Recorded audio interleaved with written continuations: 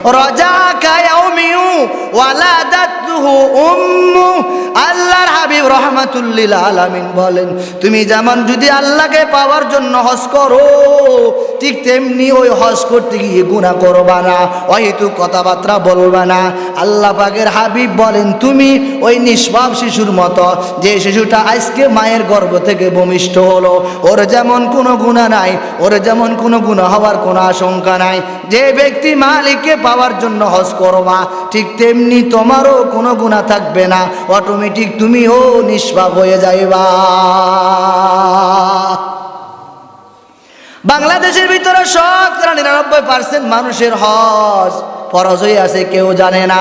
এখন হজ কাদের উপর ফরজ, একটু গভীর মনোযোগ দিয়ে শ্রবণ করেন।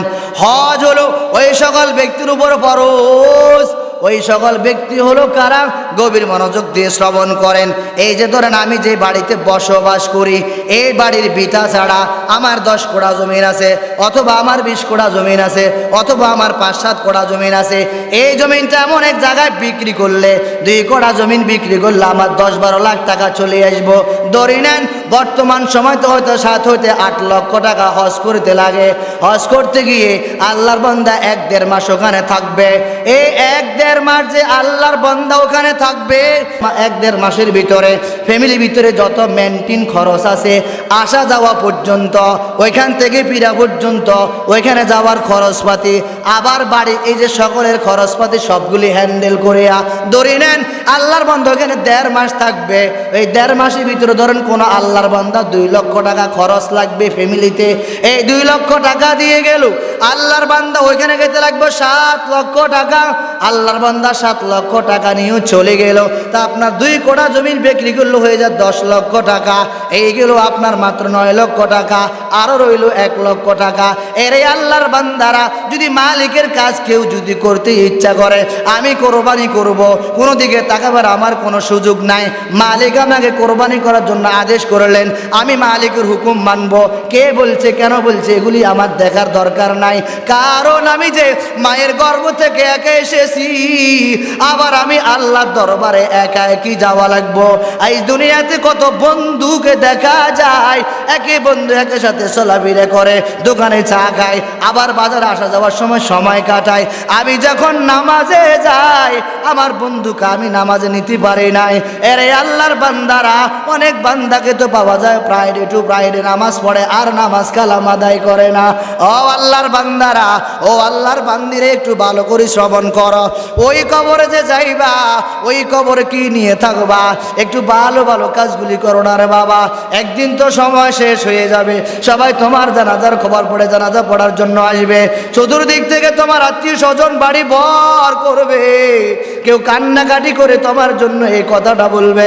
আল্লাহর বান্দা কতক না ভালো ছিল, আজান দেওয়ার পর 5 বেলা নামাজটা ঠিক মতো আদায় করতো। আবার আল্লাহর বান্দা যখন সময় পেত,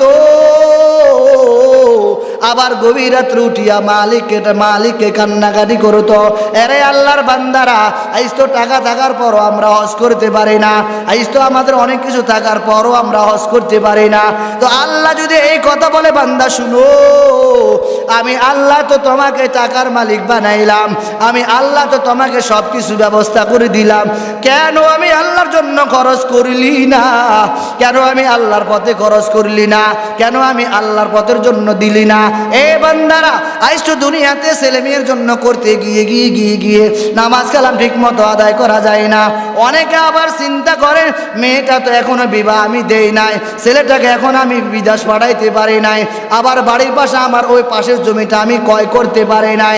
এরে আব্বা জান, ও আম্মা জান, এ আমার ছেলের মেয়ের বিবাহের সাথে হজের কোনো সম্পর্ক নাই। আমার বাড়ির পাশে ওই জমিটা ক্রয় করলে আমার বাড়ির জন্য উপকার হবে, এই জমিনের সাথে হজের সাথে কোনো সম্পর্ক নাই, ছেলের সাথে হজের সাথে কোনো সম্পর্ক নাই। এই তো অনেকে অনেক টাকার মালিক, হজ করতে বলে করে না, জাকাত দিতে বললে দেয় না। কেন দেয় না? হুজুর আমি সব করতে রাজি, নামাজ পড়তে রাজি, রোজা রাখতে রাজি, জাকাত আমি দিতে রাজি নয়, হজও আমি করতে রাজি নয়। এরে আল্লাহর বান্দারা, তো হজ যে করবা দুনিয়াতে, এটা তো কোনো স্বাভাবিক কথাবার্তা নয়। আল্লাহর নবী রাহমাতুল লিল আলামিন শুয়ে আছেন, একটু দেখবা আর নিজের গুনাহ খাতাগুলি ক্ষমা করে দিবেন। রাসূলুল্লাহ কি উপায় হবে আমার, তোমার দেশে যাই কত আশেকান, এ অদম পরে আসি বাংলা ওতন, যেতে পারলাম না আমি দেশেতে তোমার, ঢেকে লাও রওজা তোমার। রাসূলুল্লাহ কি উপায় হবে আমার, মরণের সিটি যখন আসবে আমার, কালিমার তালকিন দিও বারে বার, প্রাণ ভরে দেখব চেহারা তোমার, কি উপায় হবে আমার। রাসূলুল্লাহ কি উপায় হবে আমার। আম্মা বা'দু ফাআউযু বিল্লাহি মিনাশ শাইতানির রাজীম। বিসমিল্লাহির রহমানির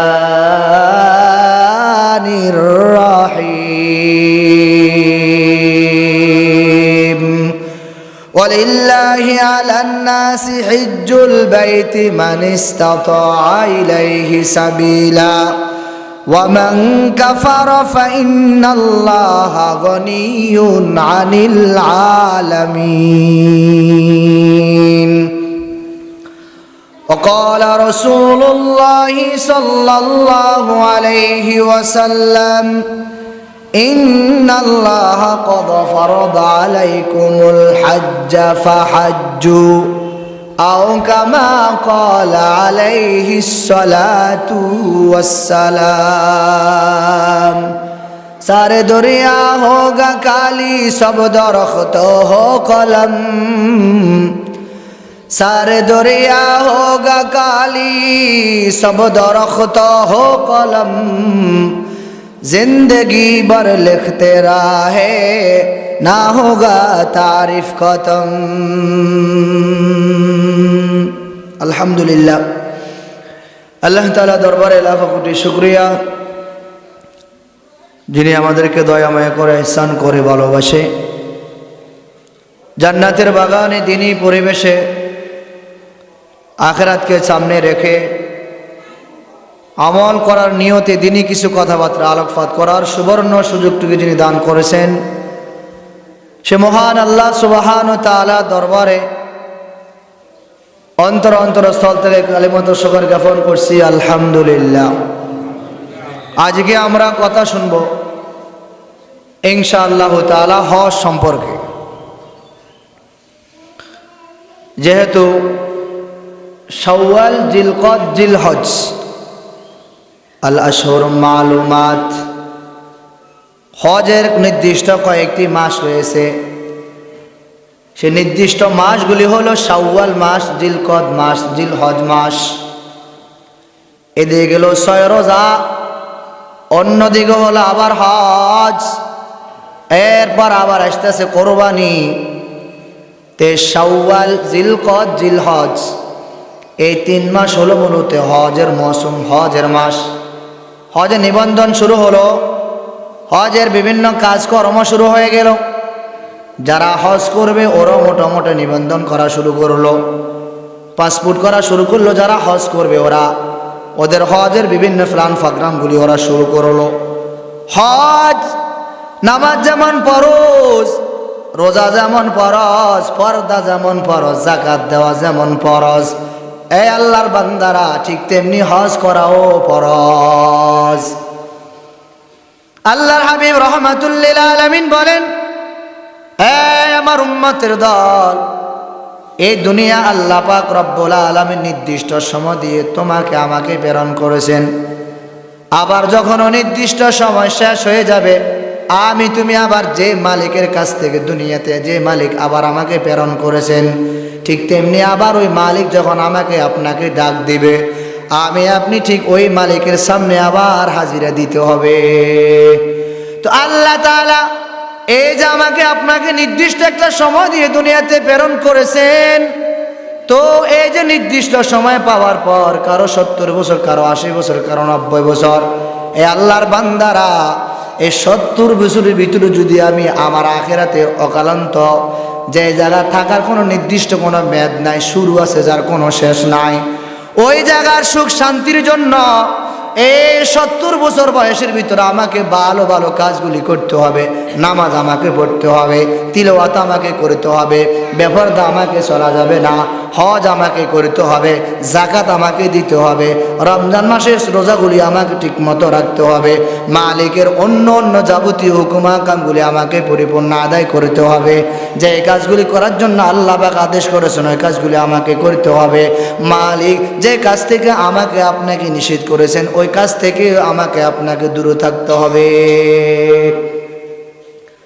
আল্লাহ পাকের হাবিব রাহমাতুল লিল আলামিন জানায়া দেন আমার উম্মতের দল, যে ব্যক্তির বাইতুল্লাহ জিয়ারত করার মতো সমর্থ আছে, সমর্থ থাকার পর ওই ব্যক্তি হজ করল না, তো আল্লাহর হাবিব রাহমাতুল লিল আলামিন বলে তুমি ইহুদি হয়ে মারা যাও, না হয় নাসারা হয়ে মারা যাও, আমি নবীর কোনো কর্তব্য নাই।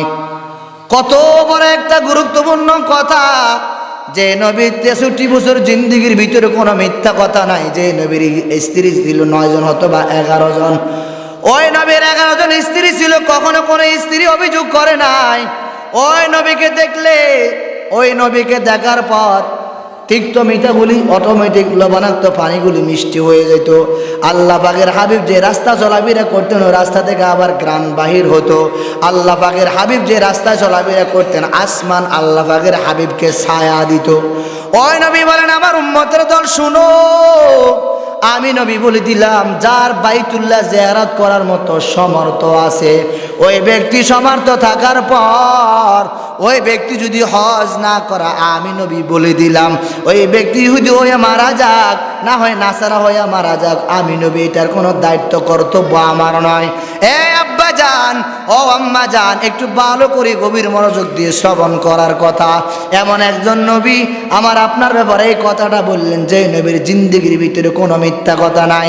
আজ তো যারা দায়িত্ব পালন করে 5 বছর দায়িত্ব পালন করে 10,000 মিথ্যা কথা বলে, দিনের ভিতরে একটাও মিথ্যা কথা, একটাও সত্য কথা বলে নাই, এমনও মানুষ পাওয়া যায়। তো নবী বলেন আমি বলে দিলাম শুনো, বাইতুল্লাহ জিয়ারত করবা, এই বাইতুল্লাহ জিয়ারত করলে তোমার কি হবে? আল্লাহর নবী রাহমাতুল লিল আলামিন ভিন্ন জায়গায় বলেন ক্বালা রাসূলুল্লাহি সাল্লাল্লাহু আলাইহি ওয়াসাল্লাম মান হাজ্জা লিল্লাহি ফালাম ইয়ারফাস ওয়ালাম ইয়াফসুক রাজাআ কায়াউমি ওয়ালাদাতু উম্মু। আল্লাহ পাকের হাবিব রাহমাতুল লিল আলামিন বলেন আমার উম্মতের দল শুনো, আমার যে ব্যক্তি আল্লাহর সন্তুষ্টি লাভের উদ্দেশ্য হজ করবে, যে ব্যক্তি আল্লাহকে পাওয়ার জন্য হজ করবে, আমাকে কেউ হাজী সাহেব ডাকবে না, আমাকে কোনো আমার মানুষ আমাকে হাজী সাহেব ডাকবে না, এই নিয়ত নয়, বরং আমি যদি আল্লাহকে পাওয়ার জন্য লিল্লাহি ভাবে হজ করি, মান হাজ্জা লিল্লাহি ফালাম ইয়ারফাস ওয়ালাম ইয়াফসুক রাজাআ কায়াউমি ওয়ালাদাতু উম্মু। আল্লাহর হাবিব রাহমাতুল লিল আলামিন বলেন যে আল্লাহর যে উম্মত আল্লাহ পাককে পাওয়ার জন্য, আল্লাহ পাকের পাওয়ার উদ্দেশ্যে হজ করবে, আর হজ করতে গিয়ে কোনো অহিত কথাবার্তা বলবে না, গুনার কাজ করবে না, আল্লাহ পাকের হাবিব জানায়া দেন ওই ব্যক্তির উদাহরণ হলো ওরকম ভাবে রাজাআ কায়াউমি ওয়ালাদাতু উম্মু। ওই মানুষটা যেমন সন্তান যেমন মায়ের গর্ভ থেকে ভূমিষ্ঠ হওয়ার পর কোনো গুনাহ থাকে না, ওই মানুষটা যদি হজ করতে যায়, ওই মানুষটা হজ করার পরে ওই সন্তান যেমন মায়ের পেট থেকে হওয়ার পর আর কোনো গুনাহ থাকে না, নিষ্পাপ থাকে।